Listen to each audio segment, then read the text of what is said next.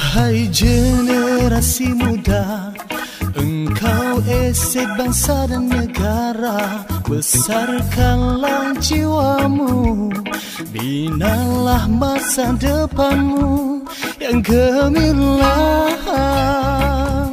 Besarkanlah jiwamu,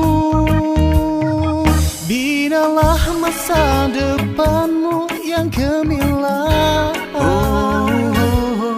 Berkhidmatlah pada manusia, janganlah musnahkan hidupmu. Najis dadah tinggalkan yang merosakkan dirimu dan bangsamu, dan bangsamu. Engkau akan mati sebelum mati. Najis dadah enam jahanam, dalam musuh yang berbahaya. Rusakkan jasad, akal dan jiwa, hindarilah manusia rusak jiwanya, hilang marwah dan wibawanya. Keluarga musnah, negara rugi, bangsa terhina. Oh generasi muda, sayangilah dirimu. Apabila hayal menimpa, engkau lupa segalanya. Engkau lari dari Tuhan, kau kehilangan segalanya. Kau lari dari Tuhan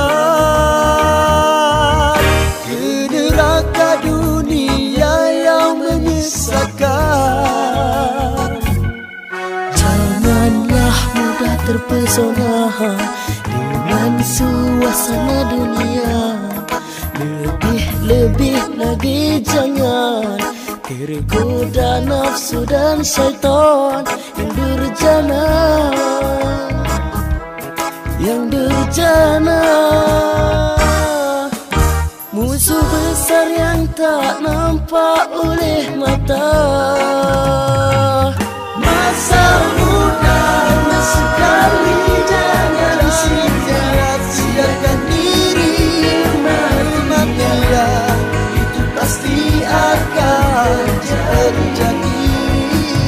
Dunia hanya sementara, akhirat kan selamanya. Bersiap sedia kesana, jangan buang asa. Oh generasi muda, bersiapkan dirimu. Mari berani enam jalan. Aku ingin kembali kepadamu. Selama ini aku lari dari, aku menyesal. Oh Tuhan, terimalah aku kembali. Aku mengaku bersalah selama ini. Ku hambakan diri pada dadah. Hancur jiwaku, musnah hidupku. Dengan rahmat Tuhan, maafkanlah aku.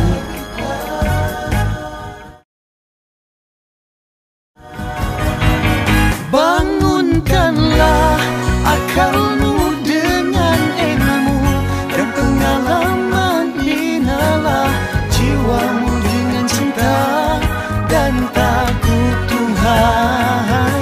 Didiklah nafsumu, jangan cinta dunia. Hidupmu kan bahagia dalam redha Tuhan. Oh generasi muda, jauhilah